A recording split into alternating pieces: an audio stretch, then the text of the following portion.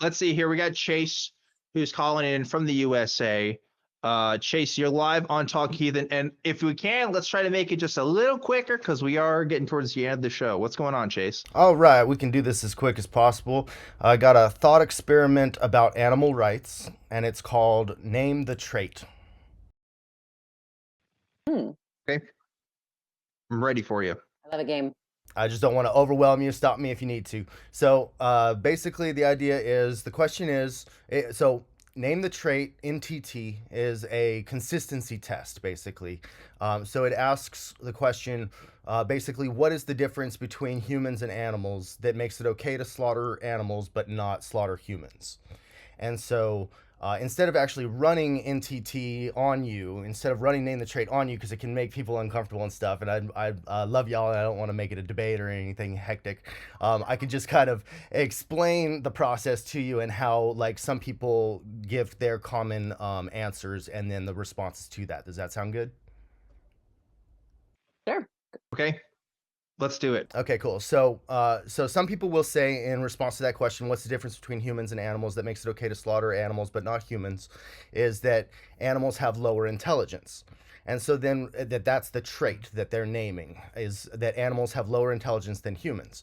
And I can grant that, right? We're smarter than animals, sure, on average. But then the question would be, well, what if we found a human who had that trait of lower intelligence than the average human, such that, you know, this human was, let's say, severely brain damaged or mentally disabled, such that they're only as smart as like a 3-year-old child or a dog or a pig?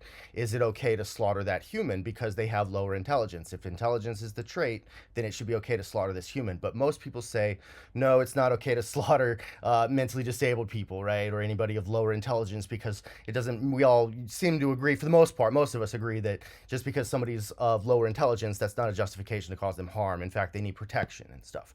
So then we have to so then the person will have to kind of go back to the starting point and name a new trait, because if they don't feel comfortable with that situation, then it's not the fact that lower intelligence was the trait that makes that differential treatment.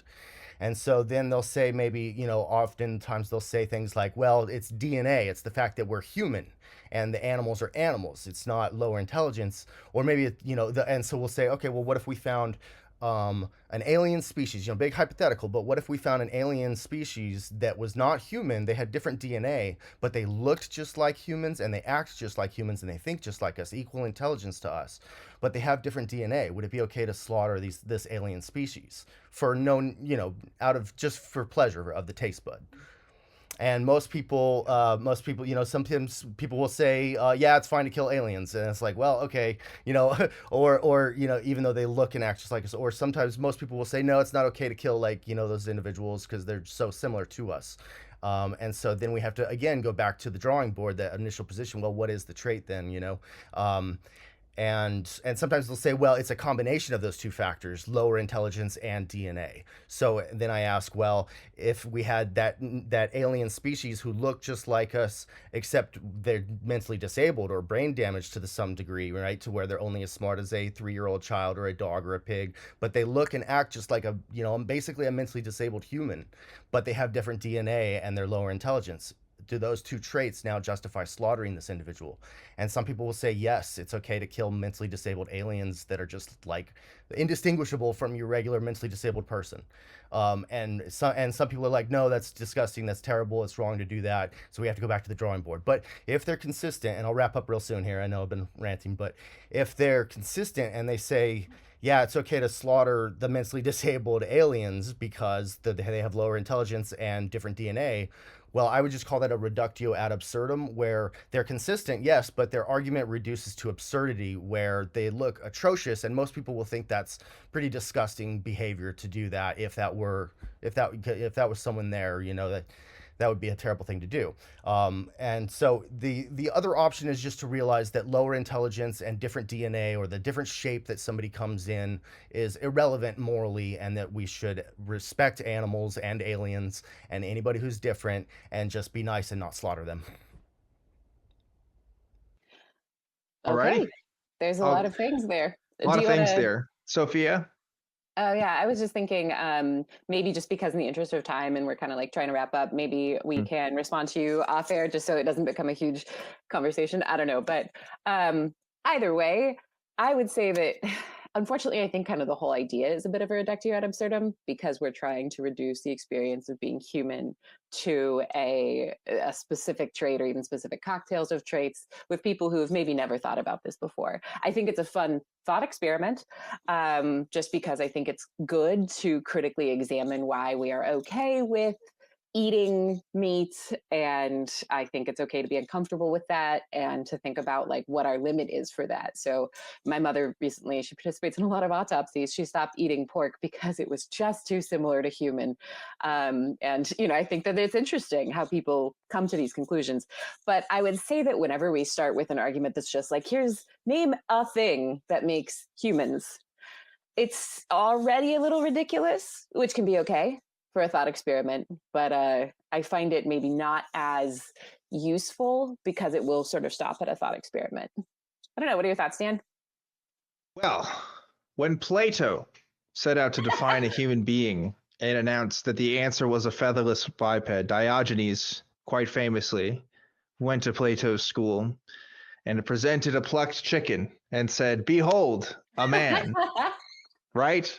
And so Chase knows me. Chase, we've had conversations. Chase, you know I'm a vegan, same way as you. You know we have very similar ideas of animal, treating animals, right? And so I think this is a great tool to get people started, and I imagine that's your intention, is a tool to get people started to think about the traits in which we actually make our decisions, right? And I think for that purpose, it's a great conversation starter. Of course, I don't think your intention is this, but if anybody is trying to, seriously suggest, obviously to construct an entire moral foundation off of just using this particular method, there might be, some additional thought that would be put into it. And again, I'm not claiming this is what you are saying is what is to happen. I just think, obviously, as Sophia pointed out, there may be some limitations, but it is a good starting point. I do think examining, particularly in animal ethics, what makes human beings so much more sort of above reproach when it comes to the decisions we make in how we decide to eat things versus other beings. There is something to be said about that. There is pause to be had. But it's a tale as old as time, trying to do this whole, figuring out the basics through trait identification, right? Anyway, I guess that's my thoughts. Chase, what do you think? Yeah, and just to wrap up real quick, I guess yeah, one thing I would say is yeah, if it, a burning building is happening and it's two individuals in that building and it's either a puppy, I can only save one, it's a puppy or Hitler. I'm gonna save the puppy. In that case, species doesn't matter, right? That's just one case where like species ain't got nothing to do with it because the puppy ain't gonna hurt nobody. But and then but I'd love to talk to you guys more on Discord in your ACA, the atheist community, or no, atheist community of Discord, the ACD on Discord is going to be a fun chat afterwards, so people should join that. And I would just encourage people to watch the documentary called Dominion with Joaquin Phoenix. It's on YouTube for free. Dominion on YouTube. It's about animal rights. Alrighty, thanks so much, Chase. Appreciate you chiming into the show. Go ahead and let you go.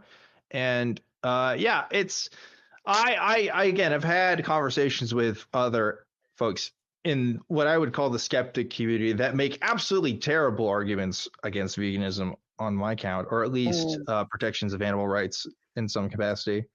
And I've heard some better criticisms, but ultimately I got to the position that I did because I really did try to explore this stuff, and I found that this is like one of those topics that people are just very uncomfortable talking about, that being uh, we have a capacity to decide not to eat the things that we do. How much do we follow through with that? So yeah, um I think that that's totally I'll go. reasonable. And like, Yeah. if I'm honest about it, which I suppose I should be about all things when we're, seeking what is true, Mhm. I haven't really gotten as into it as I know I could, simply because there's, I guess, lots of different issues and we all pick our different paths or what's most important to us. But I have the sneaking suspicion that I would feel more obligated to change some of my lifestyle than I'm currently ready to, which is a terrible thing to say and just be like, I know that's probably even if I wouldn't be a full vegan, like I know that there's probably more to that, like going that direction than I Sure. have. Sure. Yeah, which is why I love How the thought experiment. I'm like, be uncomfortable, but I am like how many not quite Christians there would yet. say the same thing about being an atheist, right? If you have Hmm. to discover, hey, this thing isn't true. Oh, well, that's gonna make finding new friends awkward. That's gonna make the Yeah. communities I volunteer with a lot more awkward. That's gonna make a lot of things more difficult. The I think there's implications of it in my life are hmm hard, and I'm yeah, not able to take that on yet. yeah, You know? definitely a parallel, I think. Yeah, But that's an interesting thought.